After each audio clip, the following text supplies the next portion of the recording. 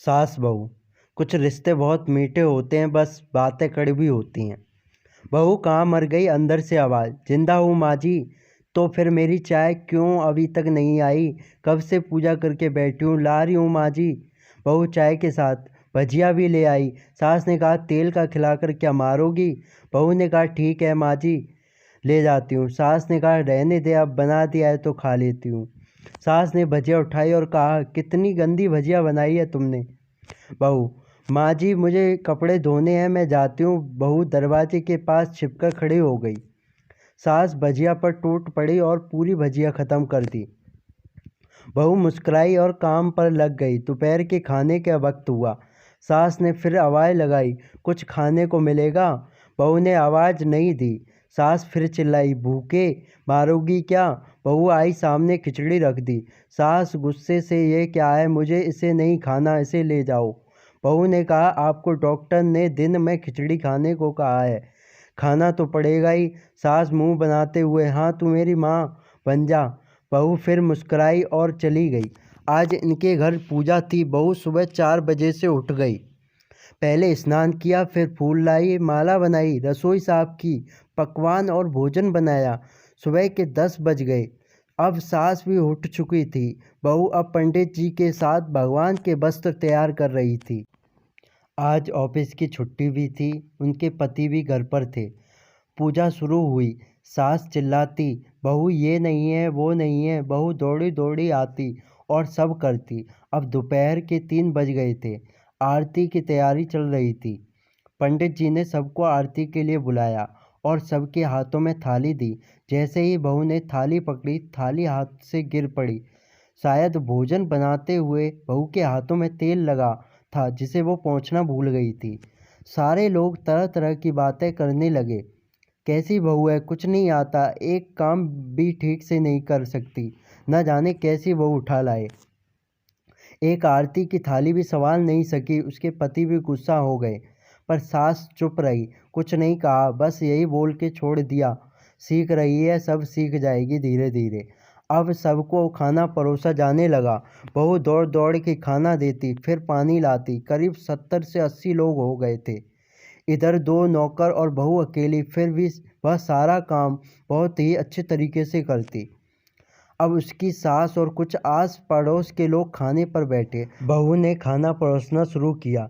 सबको खाना दे दिया गया। जैसे ही पहला निवाला सास ने खाया, तुमने नमक ठीक नहीं डाला क्या? एक काम ठीक से नहीं करती, पता नहीं मेरे बाद कैसे ये घर संभालेगी। आस पड़ोस वालों को तो जानते ही हो ना साहब, वो बस बहाना ढूंढते हैं नुक्स निकालने का। फिर वो सब शुरू हो गए, ऐसा खाना है, ऐसी बहू है, ये वो वगैरह वगैरह। दिन का खाना हो चुका था। अब बहू बर्तन साफ करने नौकरों के साथ लग गई। रात में जगराता का कार्यक्रम रखा गया था। बहू ने भी 1-2 गीत गाने के लिए स्टेज पर चढ़ी। सास जोर से चिल्लाई, मेरी नाक मत कटा देना, गाना नहीं आता तो मत गा, वापस आ जा। बहू मुस्कुराई और गाने गाने लगी। सबने उसके गाने की तारीफ की, पर सास मुंह फुलाते हुए बोली, इससे अच्छा तो मैं गाती थी जवानी में, तुझे तो कुछ भी नहीं आता। बहू मुस्कुराई और चली गई। अब रात का खाना खिलाया जा रहा था। उसके पति के ऑफिस के दोस्त साइड में ही ड्रिंक करने लगे। उसका पति चिल्लाता, थोड़ा बर्फ़ लाओ, तो सास चिल्लाती, यहाँ दाल नहीं है। फिर चिल्लाता, कोल्ड ड्रिंक्स नहीं है, पापड़ ले आओ। इधर उधर आखिरी में उसके पति की शराब गिर पड़ी उसके एक दोस्त पर और बोतल टूट गई। पति गुस्से में 2 झापड़ अपनी पत्नी को लगाते हुए कहता है, दिल कहीं की देखकर नहीं कर सकती, तुझे इतना भी काम नहीं आता।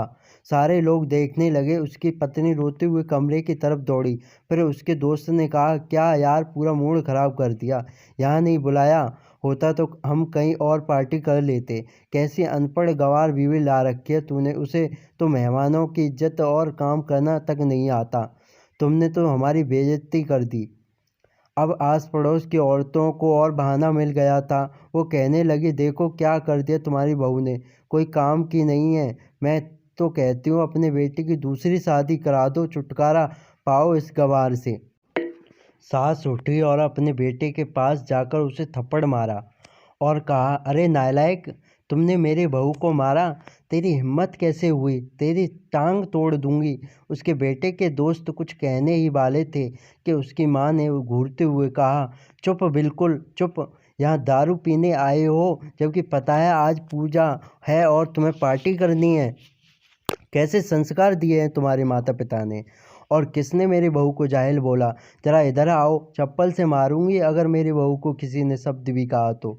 अरे पापी, तूने उस लड़की को बस इसलिए मारा कि तेरी शराब टूट गई।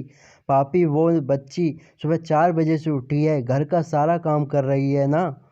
सुबह से नाश्ता किया है ना, दिन का खाना खाया, फिर भी हंसते हुए, सबकी बातें सुनते हुए, ताने सुनते हुए घर के काम में लगी रही। तेरे यार दोस्तों को वो अच्छी नहीं लगी। जूते से मारूंगी तेरे दोस्तों को जो कभी उन्होंने ऐसा कहा। उसके यार दोस्त चुपके से खिसक लिए। अब सास बहू के कमरे में गई और बहू का हाथ पकड़कर बाहर लाई। सबके सामने कहने लगी, किसने कहा था अपनी बहू को घर से निकाल के दूसरी बहू ले आना? जरा सामने आओ। कोई सामने नहीं आया। फिर सास ने कहा, तुम जानते भी क्या हो इस लड़की के बारे में? ये मेरी माँ भी है, मेरी बेटी भी है। माँ इसलिए मुझे गलत काम करने पर डांटती है और बेटी इसलिए कभी कभी मेरे दिल की भावनाएं समझ जाती है।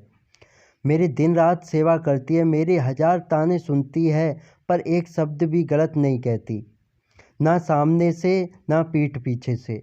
और तुम कहते हो दूसरी बहू ले आओ। याद है ना चुटकी की दादी, अपनी बहू की करतूत? सास ने गुस्से से पड़ोस की महिला को कहा, अभी पिछले हफ्ते ही तुम्हें मियाँ बीवी भूखे छोड़ घूमने चले गए थे।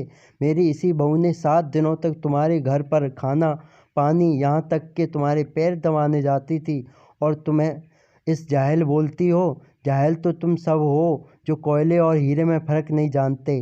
अगर आइंदा मेरी बहू के बारे में किसी ने एक लफ्ज़ भी बोला तो मुझसे बुरा कोई नहीं होगा, क्योंकि मेरी ये बहू नहीं, मेरी बेटी है।